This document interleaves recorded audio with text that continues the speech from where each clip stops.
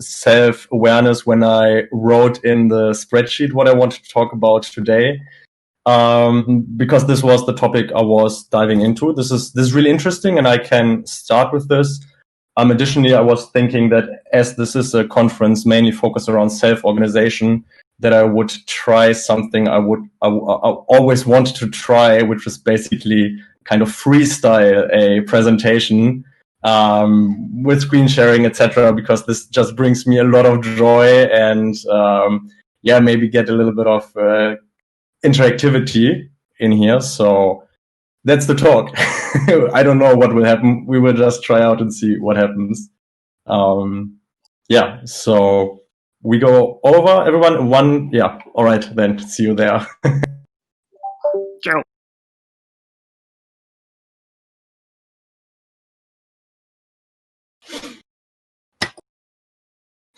All right. Ciao. Yes. This is exciting. So I was hoping that at least Alban or Ken from the Our movement would come over, because I really like the two questions he was asking. He asked how to incentivize complex designs, and he made the example of a nuclear reactor, which I find double interesting because I think it's an undervalued technology that got a bad rep out of scare in the 70s. And the other question was how to keep track of value, which is pretty elemental to all of these decentralized organizations, new kind of movements, collaborative things, etc., etc. And it's just a question I find tremendously interesting. But yeah, I mean, if they don't come over, I just ask the question. Let's maybe start with this question. Has anyone in here had any experience with this challenge of trying to incentivize complex design? Has anyone wrangled with this problem in the room here? All right, so we got Omer and we got Josh and we got Whip. So I know Josh briefly, I know Omer a lot, and Whip was a little bit hesitant. So let's maybe start with Whip. If that's fair. I'm Will first. You want to share? Long time no see. It's good to see you. So I mean, I guess recently, so I'm working like digital identity, and recently I kind of got into like looking at identity as a complex system. So I think that's, digital identity people don't do that. They think about how do we verify these attributes very simply, rather than thinking about like the human stuff as all this messy, complex. So I haven't thought about how to incentivize that yet, but I've definitely been grappling with the challenge. Yeah. Okay, so so to ask you a question, so if I understand it, the complex design challenge you are faced with is identity, basically. It's how do we build digital identity systems that don't constrain us by identifying us too much and limiting what we can do in the future. How do we, I guess, move to like creative digital identity, allow us to do more rather than what we tend to do, which is like, let's limit these things, like just try and make it less possible for you to do things. So. Okay, so I hear there an implied fear. Yeah, I think there is fear, definitely. If people use this the wrong way, then we can go into, we do more and more stuff online, right? If people start trying to limit what not even intentionally, if they start limiting what I want to do unintentionally, then I'm still pretty screwed. Okay, and so how? So that's one of the constraints you're giving. You say, and can you give maybe so in what context are you wrangling with incentivizing? No, yes, I haven't got to that bit yet. I've really just been wrangling with understanding identity as like a complex thing, not as a digital thing. As humans being around in the world and like doing stuff and like. All right. Basically, not being digital. Okay, so I think this is already pretty interesting in the sense like identity is definitely a great topic. and B, I mean, in the beginning, to at least try to reference back to the title of the presentation I'm trying to get together, like self-awareness is key. We are a system right now, I would argue, in a sense, right? We are people, we are relating to each other. Definitely. And I would argue we now got a little bit better self-awareness of this collective system, as we now know a pain point or a thing you are wrangling with. And we can therefore create a connection with you, right? And it doesn't need to be now. We don't have to talk about this now the whole time, but this already enables back channel conversations to happen, right? Yeah. And back channel conversations is something like I think is really undervalued, and many people need to be aware of this. When you start those systems, you start those movements, you always have, which is natural. You have a natural hierarchy. You have a person that is bringing for the idea, that is bringing the energy. People are following, which is great, and which has its value. And there is some authority in the term like authorship in this that should be respected, in my personal opinion. But the ultimate health of especially a network is determined by the strength of all of the connections. Therefore, encourage back channel conversations like a pretty great rule of thumb. And if anybody's wrangling with identity problems, at least in the digital realm, talk to Whip. All right, so then let me use my position of leadership and continue with this, and we move over to Josh. Josh, you were saying that you were wrangling with the incentivization of complex designs as well. Maybe not the incentivization, but how do you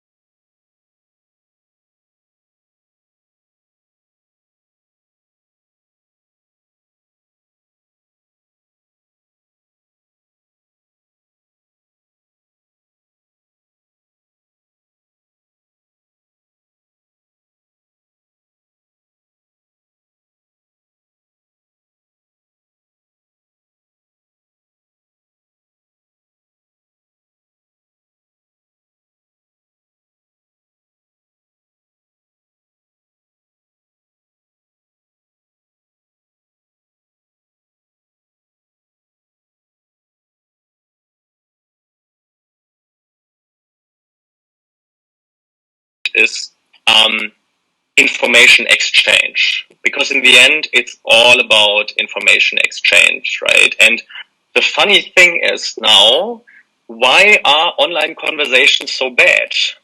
You can explain this with variety. We are experiencing this right now. We are in a room where there's just one big channel, right? There's no way where we can branch off or something like this, right? So the variety of the whole group gets reduced, gets attenuated to just one person in general, right? Which makes it really hard for everyone to contribute, right? And so a way of coping with this is actually, because this is funny, is actually increasing the variety. And what we are now doing is, what I want to do now in the end, because it seems that we have the chance to do this, is I want to show you how we can increase the variety of this system in a way to better cope with this question. Okay, so again, the question, I'm not sure if the connection is still there. It seems like this. I hope so. All right, so the question is, how do we increase, what are methods, what are tactics, strategies that we know of, that we can think of with our current understanding of what variety is, how we can increase this variety in organizations, right? How can we increase variety in our organizations? And the way we're going to answer this is, we will just do break-off rooms right now. We have 3 empty rooms, and let's just we go in there, then the smaller groups talk in there. We then have 4 channels. We increase we quadruple the variety. Yeah, already go over there, and wait one second before you leave, sorry. We come back at 22 sharp, right? And we time box this. So if you're talking, you stop talking, you come in the big room, 22 sharp, and then every group, one person of this group shares what they learned to the whole of the group, all right? What do you mean 22? Sorry? Oh, you mean in 5 minutes? Yeah, in 5 minutes. I mean, we can do, 5 minutes should be sufficient. Should be sufficient. 22 hours. That's a question that we have to discuss, or is in general? The question is, how do we increase variety in organizations? All right.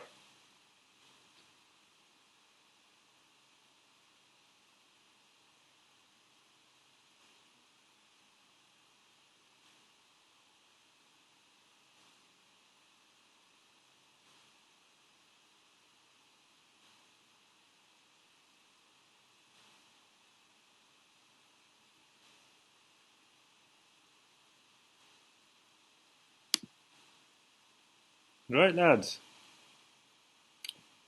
How do we increase the variety in organizations? Increase the variety.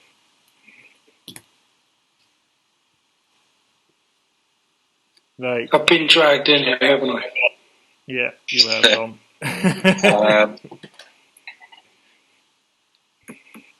I missed part of the topic was, but so I don't know if what was spoken about. Is this organization like all self-organization? How do we increase variety in self-organizations, or just organization in general? I think organizations in general, but you can probably speak from the self-organization perspective, if you like.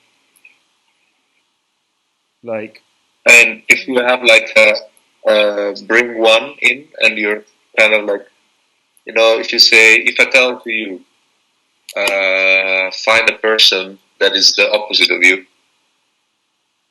Yep. And then you need to tell that person to do exactly the same. You get the highest variation, right? Mm-hmm. Yep, that's kind of like a generative adversarial network in ways. I've seen that leveraged. Any thoughts? But is it that too much variation might become distraction? I mean, you disassemble the membrane or something.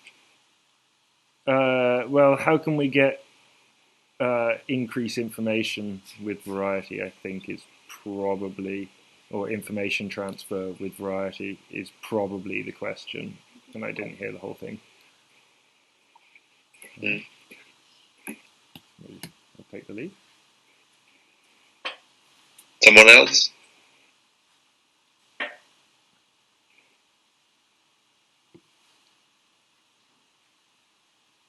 Thomas?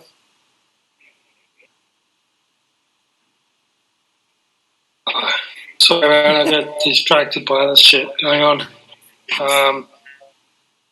I'm kind of a bit lost in this discussion. It's a little abstract for me, but I'll try to follow.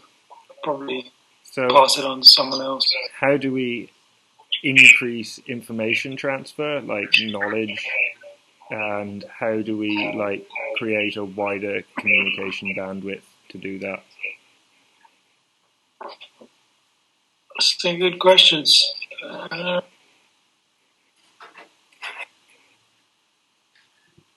Visualizing information is really important. Visualizations. Yeah. I love what Sam did today. I need to see that still. Well, that was really depressing. It was, well, very good informational tool. I can hear myself echo in 4 different places. I'm going to shut up. Okay. Exposure to different environments creates variety. A common map, common tool where to map the information. Goes as simple from a board to a map or to Trello. Symbolic interpretation is my one. We increase our symbol set, meme base, info set, I guess he was calling it. We increase a symbol set, and there was something else to it, but I'm just going to go with that for now. We have 1 minute anyway. Last pot. Should we just bring the people back? What's the people back? No. Oh yeah, they'll just appear, huh? Well, they should just appear. We're in the convergence room.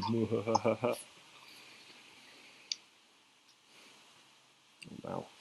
Yeah. So, what do we report back?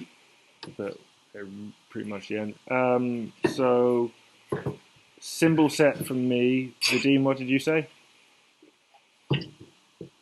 Exposure to different environments. Exposure to different environments. That's my intake. Yeah, no, that's a good one. I wanted to actually say that earlier. So, yours.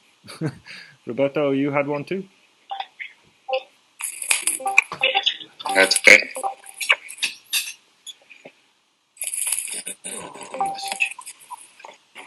No.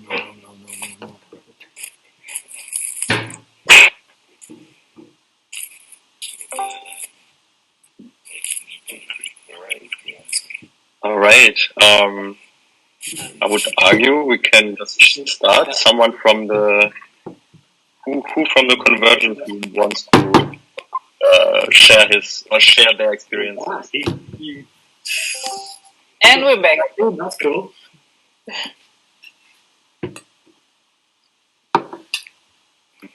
To my group, I meant to say, in addition to behavioral analytics, I meant to say personality profile.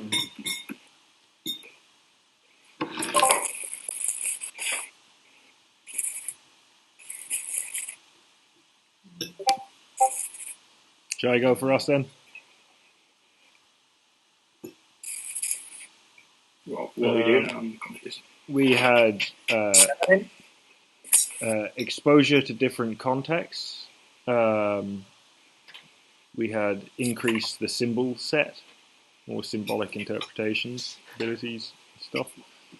And then I've forgotten Roberto's, if he could repeat it.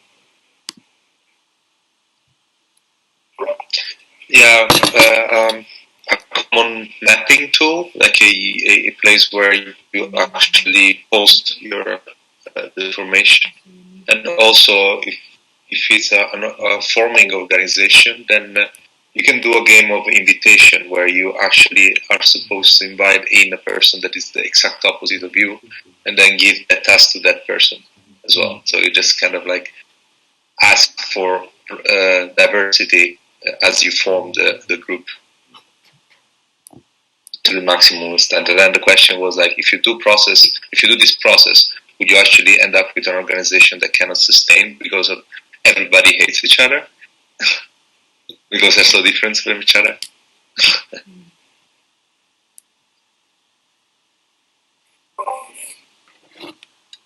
But maybe that leads to this non-requisite variety, Severin. If you add people and then the variety that it leads to is not adequate to the environment, then why would you want to increase that kind of variety? That's probably a not so simple yes or no answer. As I mentioned, I'm still not an expert on this topic.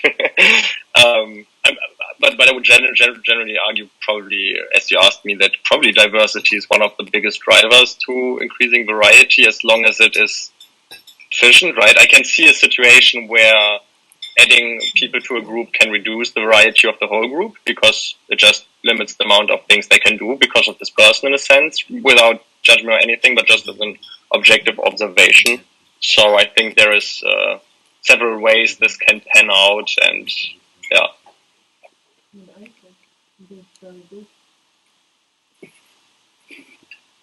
Can I answer? Can I give an opinion on how can you possibly even raise variety? My personal opinion, it's always by improving the social system that cares for the people.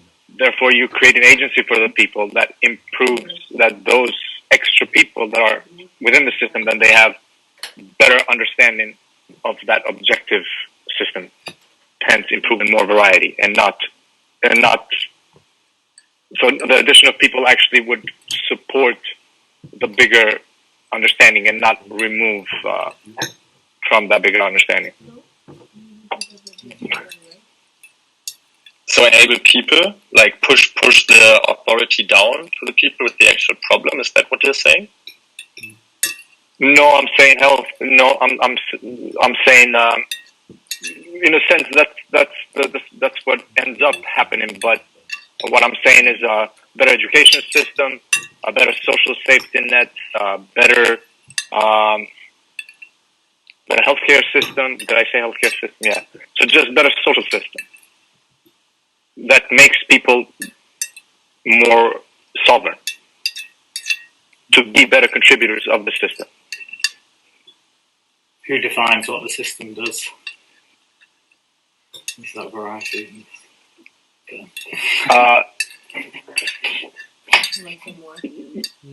Hopefully, all the people, if they're educated enough, will then who decides how they get educated.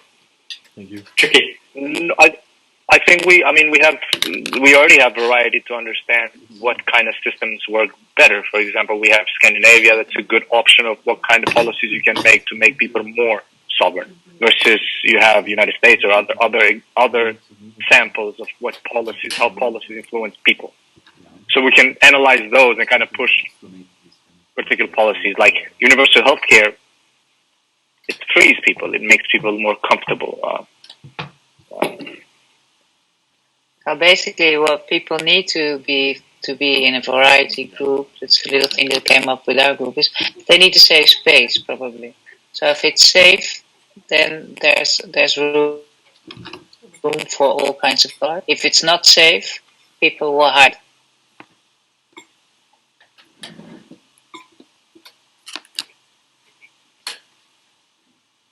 Right.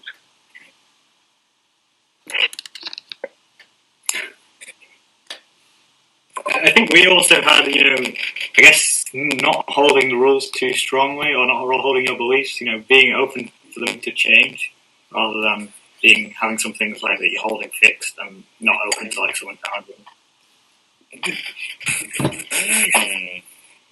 hard though sometimes.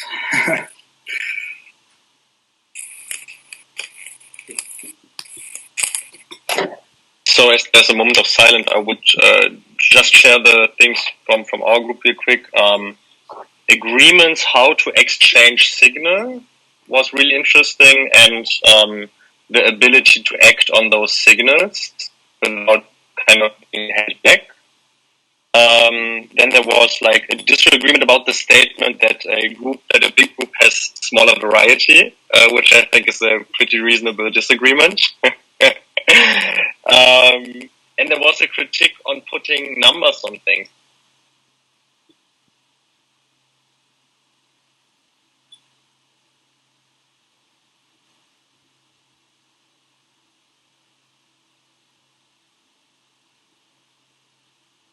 I think this is actually one thing the right measure.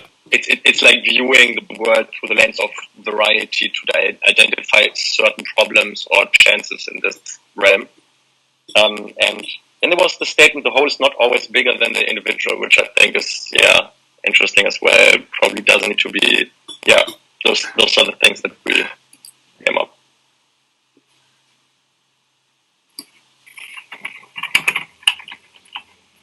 So yes, like this was, we are basically at an hour. And this is I would put a check mark on this presentation now. I'm not sure what is happening after this. This was fun. Thank you very much, guys. Like this turned out, this wasn't a catastrophe. So I'm happy. I'm going to sleep. Going to sleep well now. I'm not sure what's happening now. But if I have 1 minute, I would at least plug. We are also a group. Hello, I'm part of Localhost. We are forming right now. We will have a website pretty soon. I will share with Omme and the other. I heard there are 2 other groups, etc. So I will just share this in this Discord room and would love to connect with you guys. And we're building tools to do these kind of things. Would love to have some people that help us try out these things and give feedback to this kind of thing. So. That's the pitch. That's the call to action I wanted to plug in the end of this presentation as a good customs. Yeah, thank you guys very much.